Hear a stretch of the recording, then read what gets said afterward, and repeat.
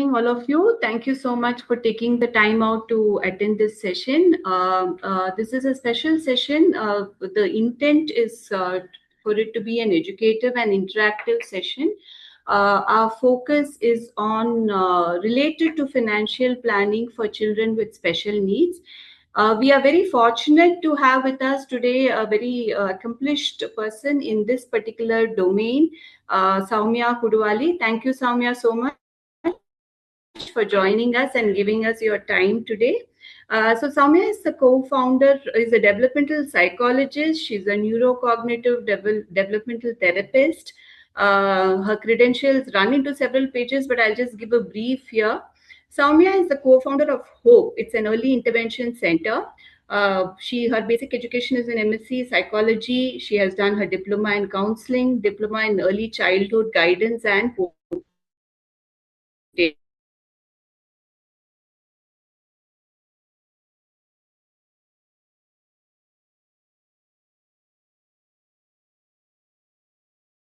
are related to this domain therapeutic techniques for treating and training at Texas, exceptional child program from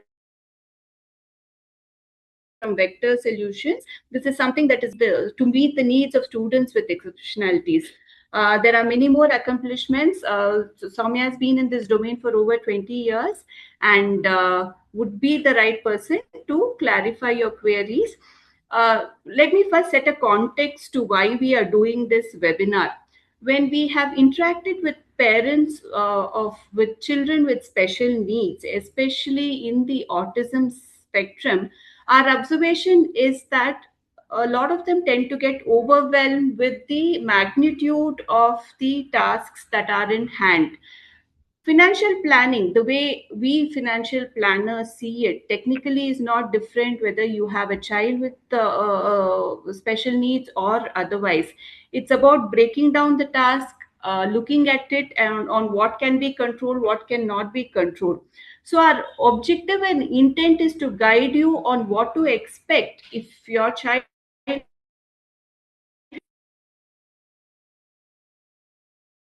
special need on a particular aspect, how we can look at it, what is the practical way of approaching it, both financially and non-financially.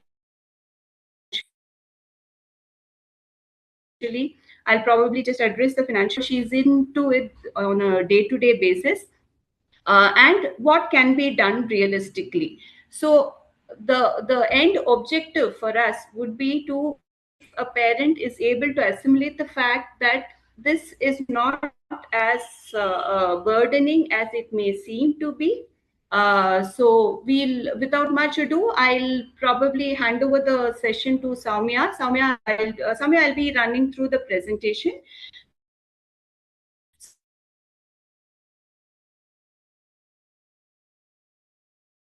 First introduce about this particular, to give a brief introduction about Hope, where she's the co-founder, and then we will probably touch a little on the financial aspects and then leave the floor open to a few questions. Soumya, can I go ahead? Sure, Preethi. Yeah, sure. There is a slight lag from your end.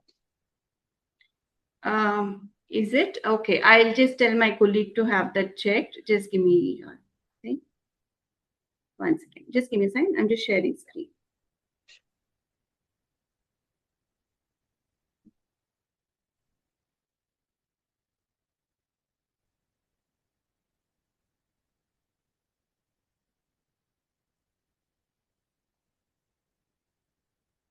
A very good morning, everybody. Yes, it's the thank you, Preethi, for having me over today, and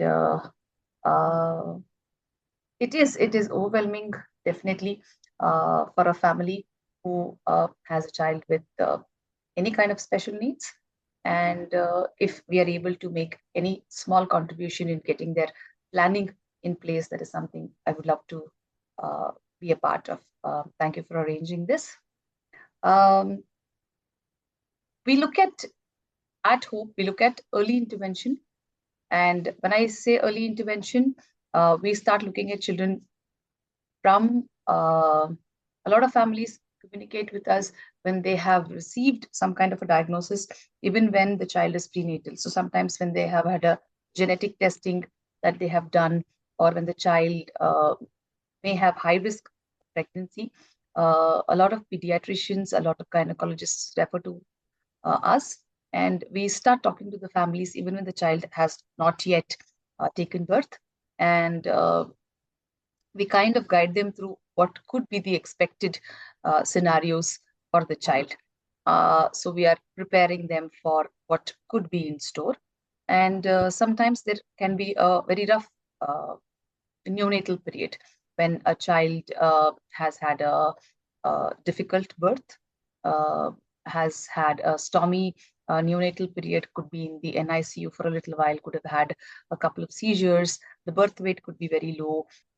If the child is a part of multiple pregnancies, if the mother has had multiple pregnancies which were not viable. So in a lot of these cases, gynecologists refer families to us where we are able to talk to them very early. Uh, so what we do in that case is just guide the parent through as to what is the expected milestones a child has to reach at maybe 3 months, 6 months, 9 months. So a lot of times we do see children who have other kind of developmental delays, but our major chunk of families that we work with could be on the autism spectrum. Can I have the next slide? Yes, yes. Sorry. Yeah. Shall I share it? Yeah.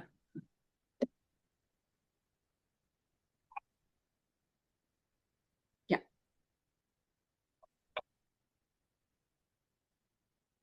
Yes, Sowmya, can you see the screen? Yes, I can. So the reasons why we start very early is there is a lot of research that talks about brain plasticity. So until very recently, we used to believe that once there is a damage that's occurred to the brain, that's it. There cannot be anything much done. But contrary to the same, we now know that brain is very plastic, and even well into adulthood, we can learn many new skills. So there may be somebody who was probably my age can start learning a new hobby. People start maybe to learn driving and riding way into adulthood. So brain is very plastic and we can learn new skills.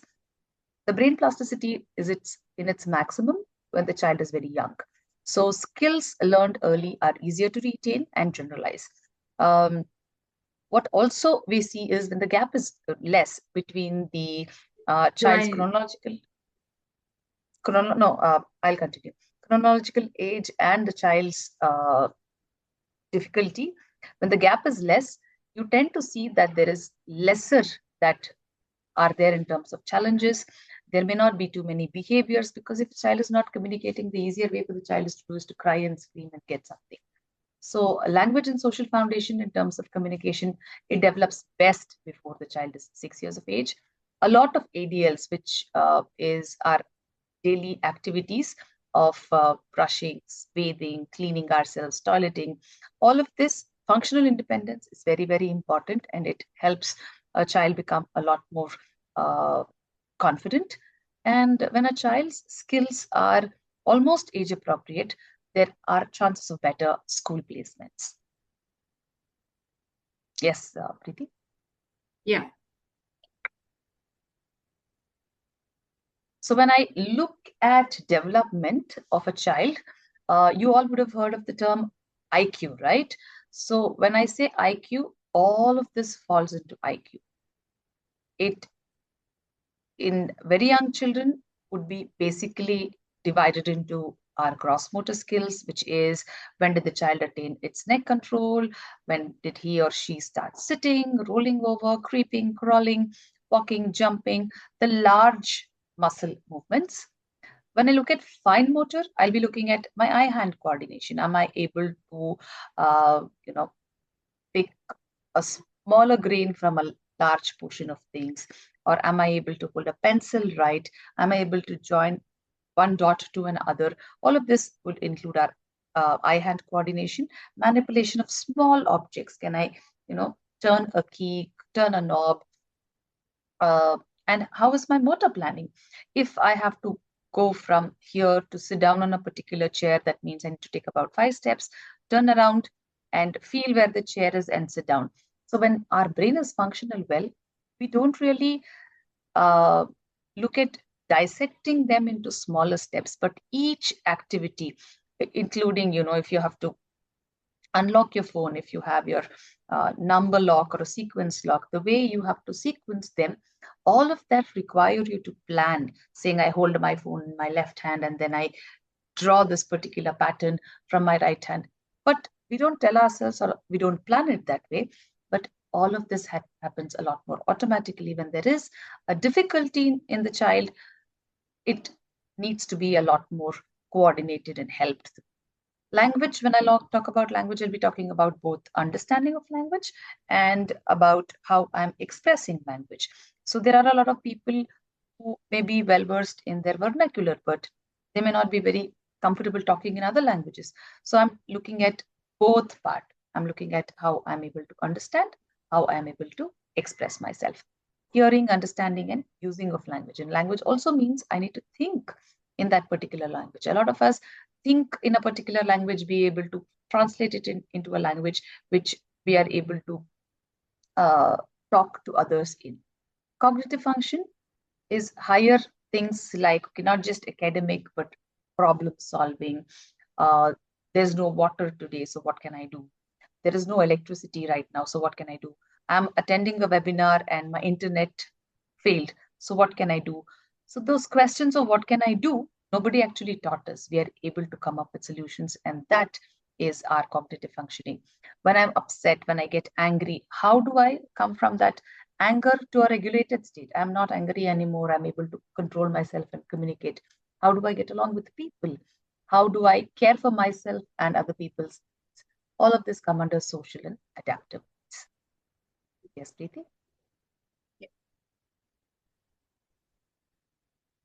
So I think you've covered this slide, right?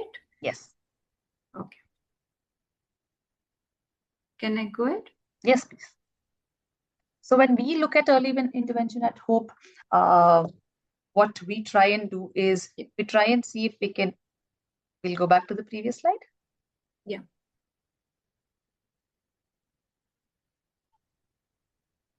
This one? No, the one before that. Yeah. So a child who comes in with some kind of delay, a lot of times does not require only one form of therapy. They may require occupational therapy for their fine motor movements, for their sensory integration. They may require behavioral interventionists to work on their behavior. There may be people who are speech therapists who are working on specifically language goals. So what we try and provide at Hope is we try, so my partner Priya and me are trained in multiple areas. Though we are psychologists by profession, we have our degrees in sensory integration. We are trained to work with language and expressive language, oral placement therapy, and others, which kind of gives a family like a one-stop shop. They're able to get a whole lot of needs met coming to one place. As I go further in the slides, I may be able to explain, and that's something Preethi also will talk about. When a child is diagnosed to have a particular problem, they may require multiple therapies. And in our country, because a lot of these costs are not met by anything else but by the parents, we try and see how much we can help a family by being able to meet those needs of the child by ourselves, not putting a parent under tremendous financial burden. So we try and provide all of this sensory integration, social part of the development, play, self-help skills, all of this under one roof. So when a child is diagnosed to have any kind of a problem, there isn't really one particular path that we can look at choosing. So we get children who are as young as 1.5, 2. In that age, it's very difficult for us to ascertain saying what is going to happen in the next 3 years. We would definitely want to always think this child's skills are going to develop very well, and we're going to be outgrowing the challenges the child is facing. And by year 3 or 4, the child is going to be doing well. So we usually broadly classify any child who comes to us as a mild difficulty, a moderate difficulty, and a severe difficulty. So it's very difficult to diagnose that at a very early age. Maybe by about 3.5, 4, when we see that the child is not yet walking, let's say, a child is not yet able to, eat solid meals. So we understand based on how the child's progressing, where I can categorize this child as. So by about 5.5, I know if this child is somebody who can go into a regular school. Is the child requiring to be supported with a special school? So in today's day and age, we see that because of the new policy that we have as the new educational policy that's come in, all schools are supposed to take in children who have uh, any kind of developmental delay. Having said that, not all schools are equipped to handle a child with developmental delay. So some schools do have a resource room which may have a counselor, which may have a special educator, which may have an occupational therapist. Uh, so a child could be in a school which is similar to that. Uh, a lot of times schools take in children and say, we can have this child in, but you need to provide us with a shadow teacher who can help us out because our numbers in the school is not something we can manage. We need somebody to attend to your child one-on-one. So we do see that that's kind of becoming a trend these days, at least in the newer cities, Bangalore being one of them, wherein a shadow teacher is accompanying a child to a regular mainstream school, and the child is able to keep up in the school. Yeah. And Sowmya, sorry to interrupt you. There is a lag at your lag at Sowmya, am my I end. audible? You are? Yeah. So Okay. Any better? yeah. Yeah, carry on. You just carry on. And also, is this slide? Should I be in this slide, or do you want me to go ahead? You could. Give me just a second in the slide, and then you could. Sure. So we do see that children can be in schools which are inclusive, where there is a resource room where a child could be pulled out of classes, and a teacher who's a special educator would be helping the child out. And when the child's difficulty is a little on the higher side, or if a parent chooses that my child requires specialized kind of training, I do not want my child to be in a school where children are maybe bullying him or he's feeling left out, and they may choose to send a child to an integrated or a special school, which focuses a lot more on the child's difficulties, not just on regular curriculum and academics. Yes, please.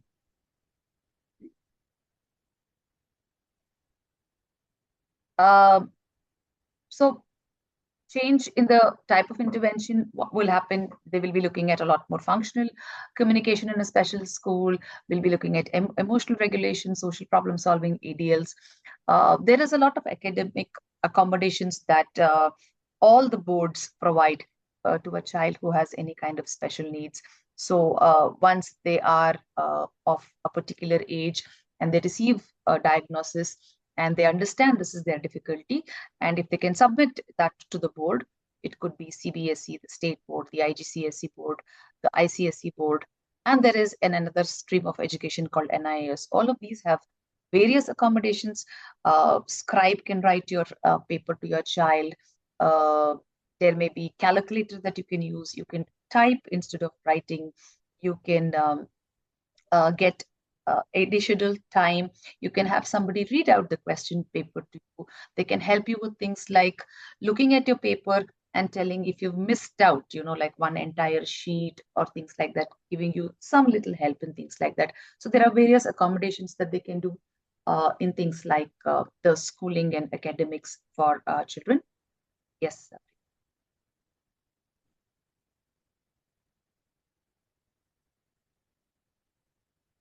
So once the child is of the school-going age, and parents have decided if it is a regular school that the child is going to, or a special school the child is going to, by the time the child is about 13, 14, then is the time when they start looking at focusing on is academics making any sense to my child? Is having this kind of an educational stream making any sense to my child? Or should we look at something which my child is more interested in, or my child has more skills in? And they start looking at what could be pre-vocational skills. So they then start looking at what could be something which could be a task that a child can meaningfully do in order to train them for their further independence as they grow up. So they start working a lot more on, if we look at social behavior in a workplace, what kind of behaviors are we looking at? Can they manage to reach a particular place by themselves? So working a lot on their independence, not just on academics. What they do work on would be functional academics, to understand maybe time, money, how to manage a little bit of daily activities like maybe cooking. So the focus is moved away from academics and is more towards what kind of vocation a child can have. Yes.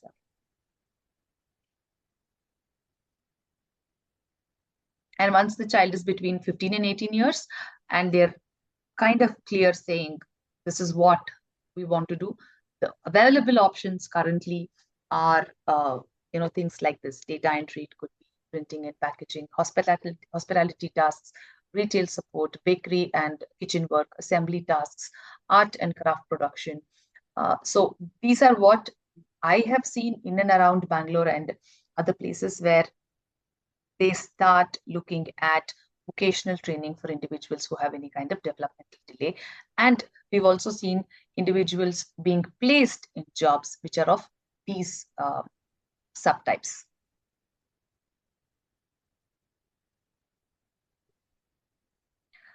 As they grow older, and I can talk only from what I've seen, kids who have come to me in the last few years, and what we've been hearing in places like conferences and things like that as options that are available.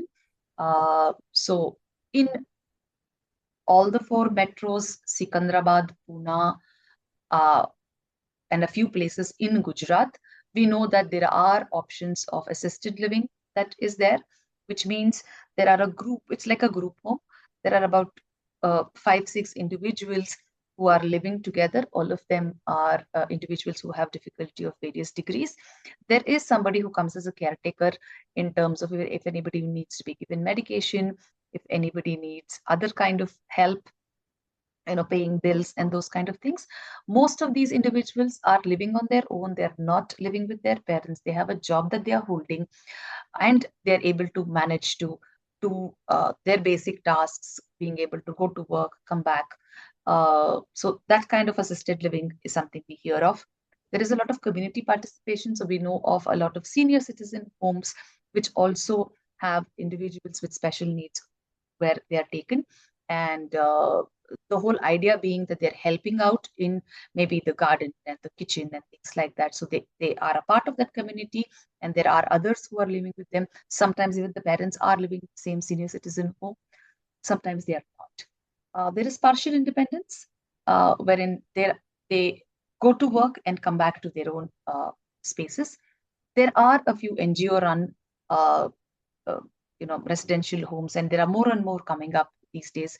And I think thanks to people like Preethi and a lot of them, where parents are able to put aside funds in order to make sure that their children are in spaces which are safe, where children are not in a place where it's not comfortable for them, and it's also challenging them well enough to keep them occupied through the day. So it's not they're not just left without them being interactive, them doing things which they can manage by themselves.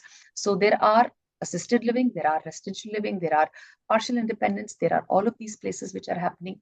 And I think a lot of this can happen when we all can start putting our heads together to make sure that we have planned our lives a lot better. And if one thing I have seen in the last 5-6 years, post COVID especially, that life expectancy of parents is not something we can be sure of. I think what has made me come and be a part of this particular talk is also the same.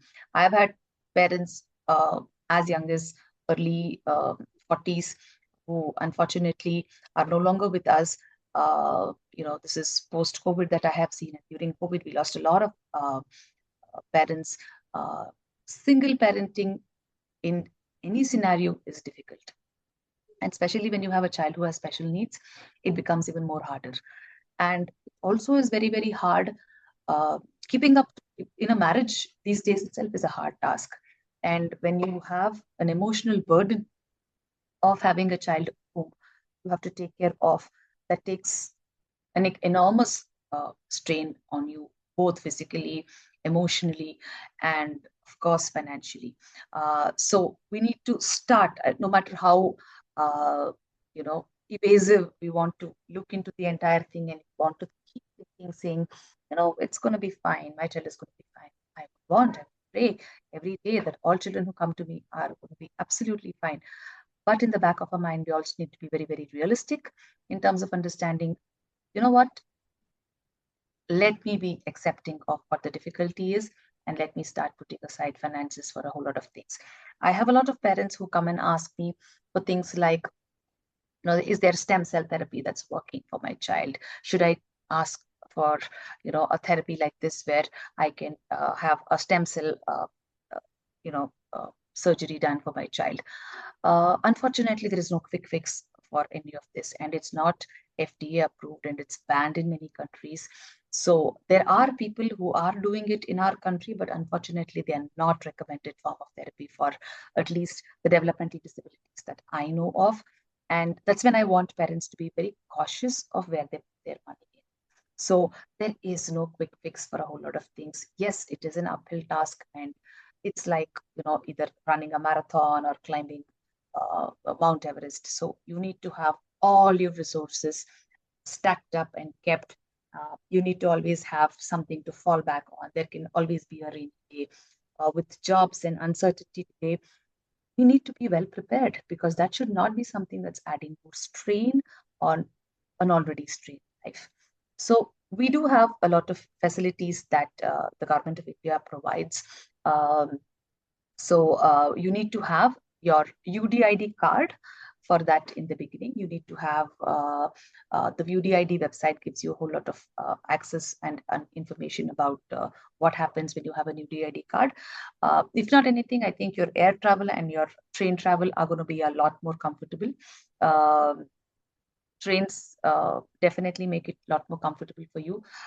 Flights like Indigo now have taken specific instructions from all the rehabilitation workers. And off late, I do hear a lot of my families who have traveled who say that their experience in traveling has been really, really comfortable. And for them, the UDID card has proved to be very, very beneficial. And National Trust has a lot of things that they given. Uh, Gruhanda, all of these are definitely there in the website. What I would like all of you to explore is this Niramaya, the health insurance, which I feel has been beneficial to a lot of families. So please look into that. And the RBWD Act gives all your children the facility to go to a regular school and be a part of that regular school. And they should not be charging you any extra fee for that. Actually, the government schools are a lot more better equipped. The Anganwadis are a lot more better equipped than any of the private schools that I know. So without feeling very hesitant saying, how can I take my child to a government school? Feel free to go to that place. And if you feel you want to invest in the resources, please invest in maybe something like the toys and all of that. So they have special educators, they have therapists who have to be a part of the entire system. And the Sarva Shiksha Abhiyan has really made it wonderful for a lot of them. Yes, it may not be, as parents, when we start putting in that effort, saying, what, we need to set the ball in motion. So if you want your child to be a part of a particular education stream, than to go to a school where your child is going to be ridiculed, going to a place where the child is going to be more welcoming is a better option. And the change needs to come from us. We need to be very accepting, saying, all right, let me try and make. And being a part of parent forums where people have had experience of taking their children to places and having understood what's the best way to do is, I think, the way to look at the entire scenario. Yes. Yeah.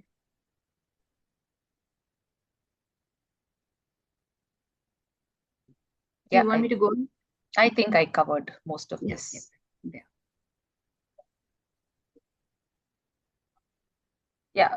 So I think I already spoke about what we do at Hope. Um, Anything you wish to add? no, I'm good. Oh. You can look up our website that gives a lot of details about what kind of work we do. Okay, okay. Thank you so much, Sowmya. Your depth of knowledge and experience came up while you spoke in the last few minutes. There are a few things before I just move to the financial angle from that basic queries that I have as someone who's helping parents. So you did mention that the process could start at the prenatal stage, and that was very surprising for me. So when you say early intervention, do people actually come to you with months babies, or how early is early, so that So if parents think I can come. I see children. I see children in the hospital also when they are still not yet discharged from the NICU. Oh, is it? Okay. Okay, so and you think that would really make an impact by the time, by what age will you probably see a change? I know it's So difficult to see, the quantify. only thing is, at least when the child is 5 months and the child has not yet attained neck control, or when the child is 5 months and is not yet drooling, I don't have to wait until the child is 7, 8 months, and I'm still not saying, okay, you know what, it's a boy. Boys are usually late. The child is a little on the heavier side. Uh, the grandfather's side, everybody spoke late, everybody turned delayed. So these are not what we are going by. And because the brain is very plastic and we start intervening early, those neural networks happen very quickly, and we're able to see minimal. Uh, yeah, I definitely see the motor difficulty uh, comes down. Change. We're able to, yes, and the family starts looking at it. When we start looking at things at a hospital level, they start looking at it more as a medical problem, not as a mental problem. So Mm. a lot of times, when otherwise uh, coming to a therapist is almost, it's a matter of shame. It's not like I'm not parenting right. I'm Mm. not doing something right. I Mm. think I should call my parents for a little while, or my in-laws for a little while, because I'm not Mm. able to handle this. So they go Mm. into a lot of guilt before they're Mm. able to understand that it's not something that you or me have done. It is something which is neurodevelopmental in nature, and nothing that you did changed it, apart from excessive digital use. If your child as young as 4 months, 5 months, you're throwing the screen in front of the child for feeding time and all of that, that may have impact in terms of language and cognition. Again, that was another thing that we saw during COVID. Uh, we came across something called as the virtual autism, where children came in mimicking symptoms of autism, but because both parents were working and they would be busy with their work, I think children as young as 1 year, 1.5 years, were in front of one form of the screen or the other for about 8, 9 hours a day, and they came in with very bad language skills and very poor social skills. But that was for a very limited time, and that's something we're seeing today. That may be one of the only reflection of parenting, wherein we are not giving time and we're taking support of gadgets. But apart from that, I think even that, now I think a lot of pediatricians are very mindful of it, and they do communicate to the parents saying not more than half an hour screen time. So Okay, okay. So how prevalent is this? I mean, getting tested at the prenatal stage, how prevalent is it in our country? And is it only restricted to metros that you observe this, or is it there across? no, it is, and with the Rajiv Gandhi's Bal, it's BSKS, I think that's what it's called. With that, under that scheme, all the government hospitals in the major districts have now neonatal units. They have NICUs, and they have people who are able to help them out. All of this. Nice. Okay. So what are the challenges to early intervention? So maybe parents who are aware come to you, but what is what could be the reasons for a parent delaying this process? Is it acceptance, or is it something financial, or what could it be according to you? I think it's a combination of both. One, I would always want to think that there is nothing wrong, and if I turn away, everything is going to be okay. But uh,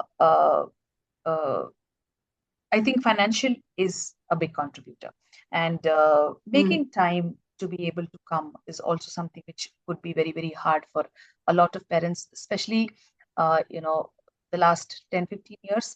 Men and women both are working today to keep the family afloat, and they may have 6 to 8 months of maternity leave, and after which taking so many leaves. So most intervention centers also work like maybe any office hours, right? They're open, say, let's say 9 to 5, 9 to 6, uh, Monday to Friday, and maybe a half day on Saturday. So to come to a place, uh, leaving work is also very, very difficult. commuting. Commuting, all of that is very, very difficult. Mm. Yes. Okay, okay, okay. So it probably more to do with financial than awareness is what you would put it as. Today, I would definitely say all the doctors seem to be very, very aware of the various neurodevelopmental difficulties that are there, and there is Mm. hardly, uh, you know, at least in Bangalore, that this is how I feel. I haven't seen of children coming delayed because they were not informed about. Okay, okay. So when you say early intervention, you did mention that intervention should not stop and it should continue for prolonged, so that they are also equipped with vocational courses. There's a scope for employment. So if you have to classify early intervention to make a meaningful impact, till what age would you suggest? I would say 2, 2.5 to about Mm, 6, 6.5. mm, They come for early intervention programs, mm, and post that they get into school, either a regular school or a special school based on the difficulty of the child. Like I had mm, mentioned to you that I classify children as mild, moderate, severe. mm, mm, Children who are in the range of mild and moderate can still survive in regular schools. Children, mm. moderate upwards will need to go to a special school scenario.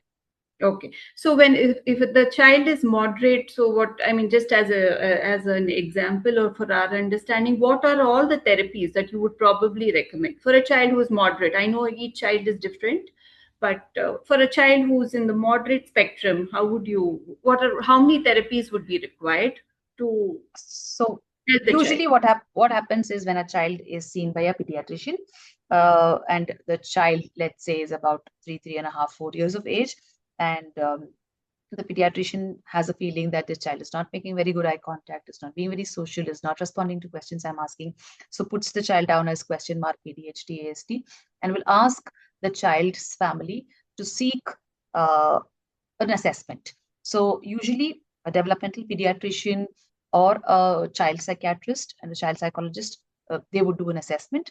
And when they do an assessment and they send the child across to us, they usually come in with a recommendation of seeing a psychologist, of seeing a speech therapist, of seeing an occupational therapist, and if necessary, a special educator based on the age of the child. So if the child is about 3, 3.5, they usually at least are recommended to 3 specialists, Okay, which is okay. an occupational therapist, a psychologist, and a speech therapist. Okay, so what would be the range? I mean, we would be covering that on the financial part also, but broadly, in your experience, a good center in A metro. yeah, metro probably, or yeah, what would be the range of the cost? So I can talk about places like Bangalore. I don't know. I've heard Mumbai and Delhi are even more expensive. So starting from anywhere between 6, 700 for a 45-minute session to about 2, 2.5 thousand for a 45-minute session. So there are also people who, what happens is if there is a senior person, and the senior person is the one whom they want the therapies to be conducted by the child, for the child, the rate is different, and if there is a junior person and the junior most person and there are trainees, so the tab again changes based on that. But yes, let's keep it between 600 to 2500. Okay, do parents still look for alternate therapies, like of something structured like what you're doing, or like So what do you mean when you say alternate therapies? maybe something related to Ayurveda or some other kind of counseling? They do. They do. Parents ask go in for homeopathic treatment, where parents do go in for Ayurvedic treatment. But again, uh, massages. Some people go in for Ayurvedic massages. But again, I think what falls short would be uh, the difficulty, and they also look at a lot of dietary changes that they start making. They go in for things which are gluten casein free diet and a lot of multivitamins supplements and whole range of those kind of things. Again, at every point, I think a parent starts weighing what can I visually see as tangible changes in my child, and is consuming this for 6 months making such a drastic change. So I think they fall back, and I think therapies and school is one they mostly stick to. I see. Okay. Okay.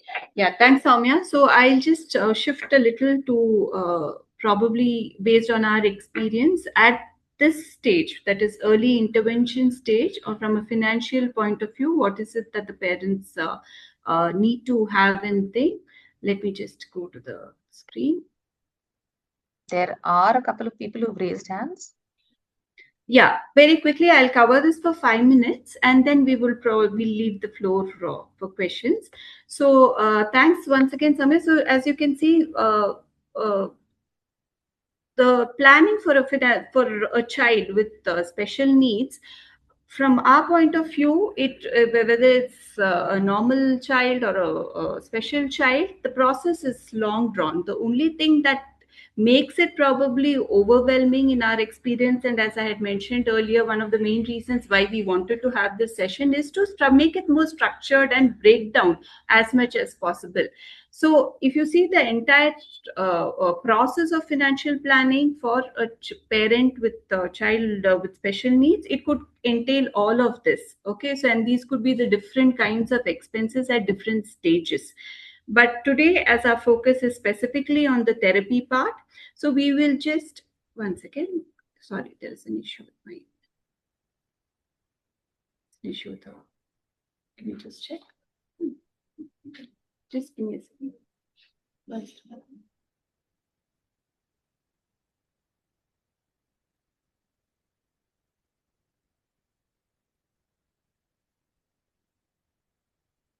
Yeah, and we are sorry about this technical glitch. I'm sorry, I'm not there. There's some issue with my system, so I'll just move this way. So we'll just focus on the regular recurring expenses on the insurance part and the will and succession planning part, the three areas which we think one should be focusing right from this stage. So Samya was mentioning that the normal therapist cost per session could range from anything from 600 to 2,500, depending on the kind of therapy that you're going in for. So just for an illustration purpose, we have taken just the therapy costs at the minor stage. Typically, these are the costs and involved on an annual expenditure basis. We think it could come to about 12 lakhs or so. If you go through all this, the doctor visits, the therapy costs, the attendant costs, inclusive schooling and all that. Therapy involves a lot involves a lot of transportation or commuting cost also. So assuming a parent opts for a three sessions per week, translating it to about 144 annually, your annual expenditure could come to about 1,72,000. Combine that with the transportation costs. Okay, so your total cost starting in the year one could be close to about 3 lakhs. We have assumed a 6% inflation. So over a 7-year time period, which is typically, I think, the phase which Soumya also mentioned for an early intervention, it could come to about 23, 24 lakhs. Okay. If you see the annual investment, one time lump sum investment that you should be making for each year, it could translate into a very high thing. We suggest a very practical approach, a simple SIP mode into I personally think mutual funds work the best because they're the most tax efficient and they also allow your corpus to grow. A simple SIP into something like a hybrid mutual fund, which will give you an annualized rate of return of 8%, which is highly possible in a market like India. You should be able to manage with a small SIP amount to start with, and then if you try stepping it up over the years, It will help you build that kind of corpus. Over here, if you see for the year 7, year 6, the monthly SIP that you need to do is only about 3,700 or 4,200. Okay. Each one's situation, circumstances is different. Even for a 7-year cost, assuming only for the therapy cost, it works out to about 62,000. Any financial planning, you will not always have the resources at one go. You will have to start allocating towards it and then build it up on a step by step way. If you see the hybrid funds, so we are suggesting something like a simple hybrid mutual fund that will give you an 8% return, which will automatically allocate the resources between debt and equity. For this, that works the best is our experience when we have seen it. If you This is just an example, we are not recommending any of these schemes, but this is just to show you that hybrid schemes even across the different categories give you very good returns if you wait for a minimum of 3-year time period. We have assumed 8% return, but if you see the actual returns delivered by these schemes, a simple scheme in the equity savings fund category has given 11% over 3 years. A multi asset has given 20% over 3 years. So they may not give you returns every year, but this is one of the best practical ways of allocating. What we would advise is do it as a step up SIP. You cannot allocate any financial planning, you will not have all the resources for the particular financial goal. Start small, step it up by 10%. A simple example we have shown, a 10,000 SIP, if you continue to stay for a significant period of time, in 15 years you will manage to touch 1 crore, right? So in 7 years you'll manage to touch 20 lakhs. So it's on the process that you take. So this is just a way which we have observed works for the clients. Start small, step it up every year, and do it and keep it simple. Do it in one or two categories and that would work well for you. The other aspects of planning for a child with special needs, also simultaneously, if you can look at certain tax free options, you can probably start, because the planning entails lifelong, you can look at other avenues to slowly make a start, like NPS Vatsalya, public provident fund, Sukanya Samriddhi for a girl child. If you're going in for a ULIP, ensure you have an inbuilt waiver of premium option. You can look at guaranteed tax-free payout investment avenues. These are insurance come investment options, and they ensure a sustained guaranteed tax-free payments for your child for over a period of 25 to 30 years. So along with the regular investment, monthly investment, also look at these options to slowly build a corpus for your child right from this stage. A few key takeaways that we would like to say: please, when you're planning for your child, build in an inflation. I think the normal inflation for even a therapy kind of an expenditure will be around 6 to 8%. So please make sure that you inbuild this inflation number. Break down your expenses. We showed it in the beginning that you're at every stage you can break down the structure and accordingly budget. Break down as much as possible and try not to be very asset heavy. Many people believe that a property may help the child, so they tend to accumulate property. We have come across such instances where people have bought assets which is very difficult to liquidate. There are legal issues, there are succession issues. So when you are planning for a child with special needs, don't make the entire process very asset heavy. A tendency to lean towards financial assets works better. Very importantly, again, do not get overwhelmed with the initial numbers. Most financial plans can be achieved. We know we have come across many parents with special children and who are now in their 20s, who are comfortable because they started the process early. And last thing is being part of a network. There are a lot of associations, organizations, NGOs now which help parents and give a sense of directions. And I know Sowmya is also involved with one. So make sure you enroll yourself into a network and you don't have to reinvent the wheel. So these are certain important things. On the insurance front, we would definitely recommend a whole life cover and for both the parents, because our observation is that typically one parent, and in a lot of instances, it's the mother who, in all probability, gives up the career. So there's a loss of income there, and if something happens to the one parent who's taking care of the child, that's also a financial implication at a later stage. So when you're going in for an insurance, mandatorily go in for both of them.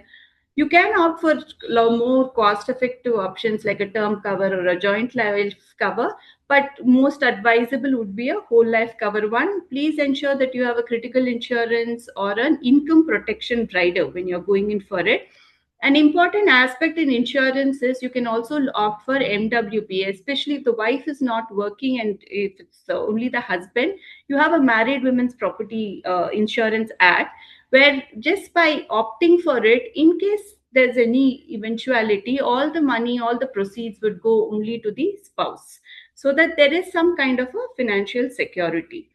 The other things that we came across, and I'm just running through this, is on the health cover front, we found two specific providers like Star and Bajaj Alliance, who give specifically for children in the autism spectrum. Star also covers certain therapy costs. So, if you need further details, you could reach us, or if you know any agent from this particular organization, you could check out with them. Again, we are not promoting this particular product, but more as an information that we are providing. This is one provider which gives specifically for children in the autism spectrum. Soumya has already spoken on Nirmaya. And if you have any questions, you could probably ask us after this. And the other scheme we came across was one Nidan by Bajaj Alliance. This also specifically mentions autism spectrum disorder. They don't cover therapy costs, but they cover certain hospitalization related expenses pertaining only, arising only because of autism. So, if you want further details, we could try helping you with this. Finally, the last two things, which is very mandatory, will creation, no financial planning for any person is complete without having a will or a succession plan in hand. All the more important for when you're a parent of a child with special needs. Make sure you have a will, and even a normal drafted one with an executor mentioned, clearly specified, would work.